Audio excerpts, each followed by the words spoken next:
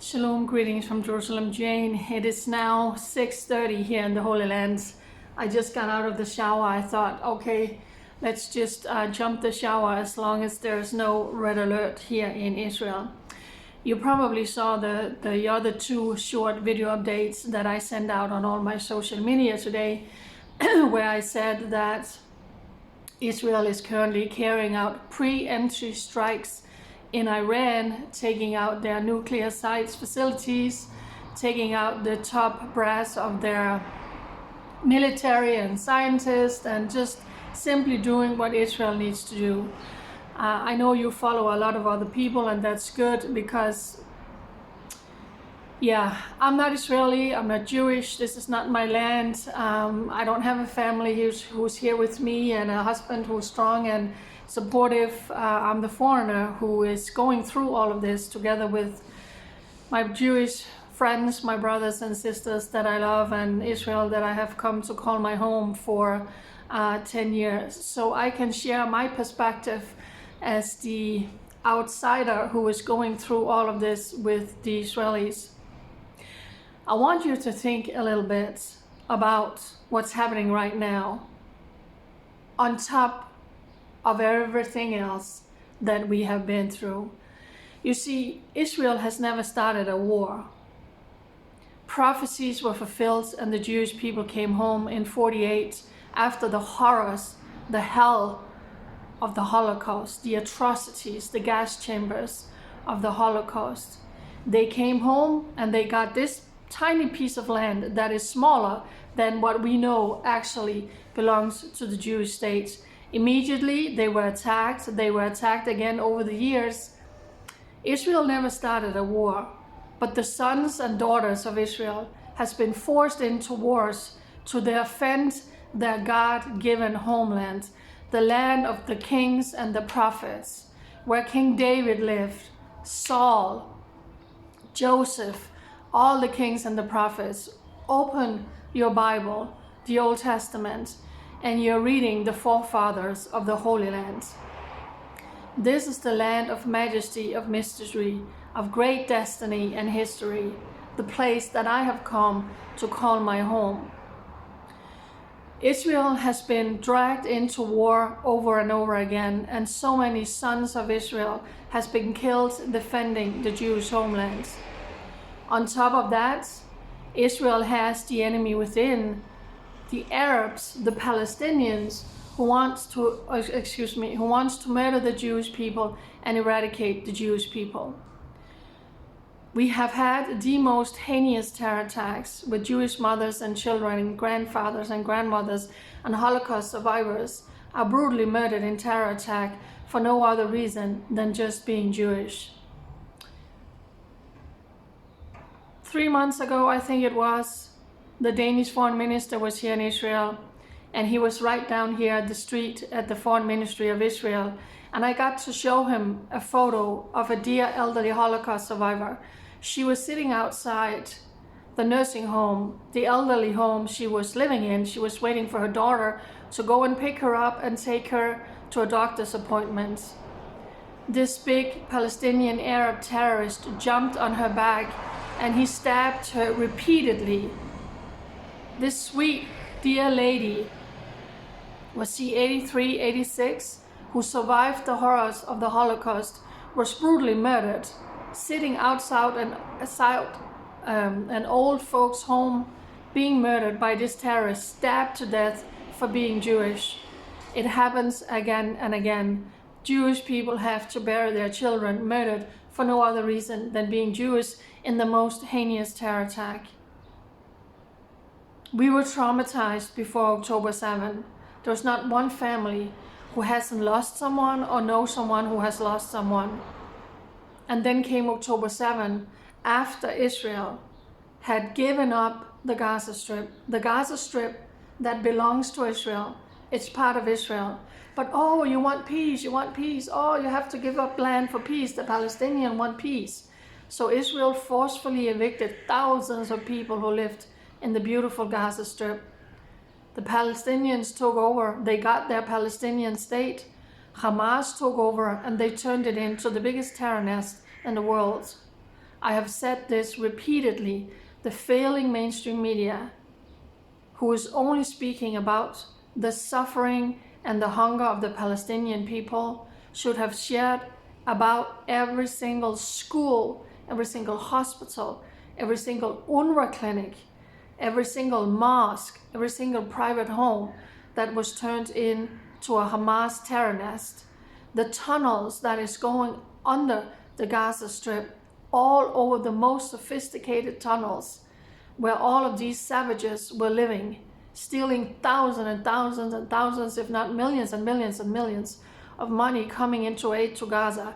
They stole it and they built it, and they stole the provision that came into Gaza, and they built all of this tunnel network. And where were their headquarters? Where is Hamas headquarters? On the hospitals. They need the electricity, they need the connection. So they turned the Gaza Strip into the biggest terror nest in the world, something that the mainstream media is not sharing, showing you all of the weapons found, all of the tunnels located. And then they attacked Israel after they got their own Palestinian land state, because it's not about land. It's about a genocidal hate towards the Jewish people. And just to make you very clear, before the October 7th and the Arabs in the Gaza Strip started suffering, they were cheering for Hamas. They were supporting Hamas. They were cheering every time Hamas was sending rockets into Israel. Thousands and thousands and thousands of rockets have come into Israel over the years, with the big cheer of the innocent civilians inside Gaza. So Hamas attacked us, and you know the atrocities. You saw the photos. You saw the body cam from the terrorists. When they raped women, they passed them around. They chopped their breasts off. They put nails and knives in their genitals. They cut hands of people. They mutilated their bodies. They burned people alive. They executed whole families together. And Israel has been at war for more than 600 days. My heart goes out to all the women here in Israel who has been alone with their loved ones, their young ones, their toddlers, their children, because daddy is at war.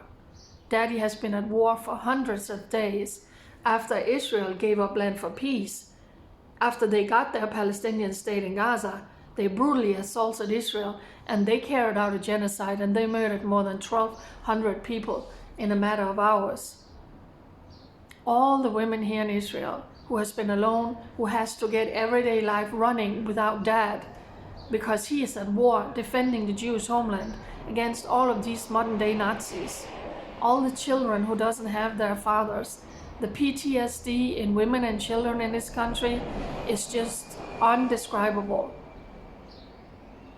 The PTSD and the trauma for all our soldiers who's constantly being called up and has to go to war. And of course, that then came Hezbollah.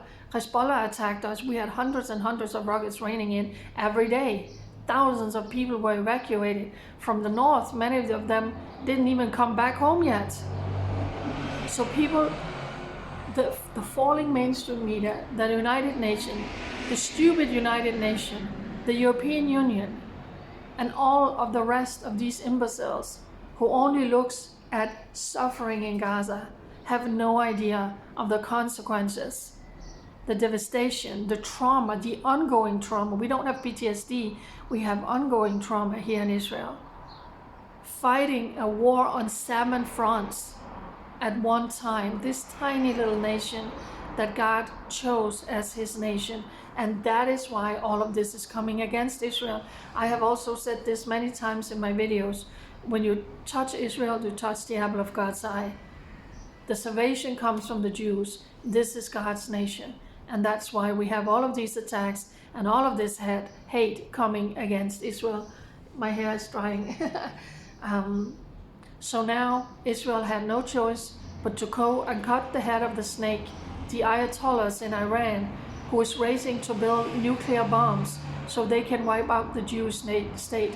There's not one other nation who would put up with this. There's not one nation who would put up with what you are demanding Israel to put up with. The hypocrisy is out of this world.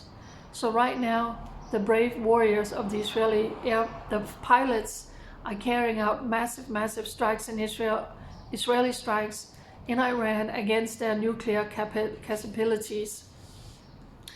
The red alert siren went off at 3 o'clock in the morning. It was a warning to all of us that we are striking Iran and we are expecting a massive amount of drone and missiles. So hundreds and hundreds of ballistic missiles most likely is going to be raining into Israel for the next 3-4 days. Who knows how long this is going to take. An Israeli official was saying this is just the beginning. So I want you to think about all the families here in Israel, all the children, all the women who is alone now because daddy is at war. The Israeli Defense Forces just called up a massive thousands and thousands of reservists. They are enforcing in the north, they are enforcing out in Judea and Samaria, also on all fronts, Today, nobody goes to work, nobody goes to school, we are just all kind of waiting. I'm in a new apartment. I'll make a small video, another video, and I'll show you my bomb shelter because it's not prepared in any way. It's a storage room.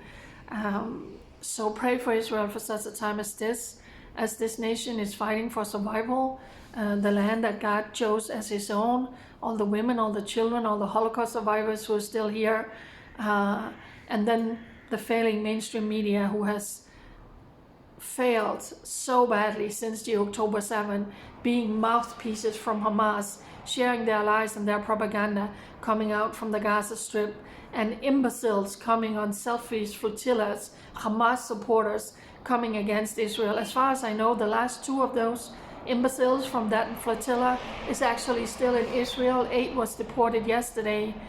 I think it was 6 or 8 who was deported yesterday. They refused to sign deportation paper, so there were legal work and they were on a plane. They're probably happy they're out of the country now, but I believe there's still 2 of these imbeciles left. And now they're going to be here and experience what it means when hundreds of missiles are going to rain in over the Holy Land. So I will do the best that I can to keep you updated on my social media, especially my Telegram channel. You get it to the point. Go and download the app Telegram, find Jerusalem Jane. I am so severely restricted on Facebook. You don't see my videos, and there's going to be a lot to report. And I'm not going to spend a whole lot of time in my bomb shelter. I'm going to be filming on my balcony.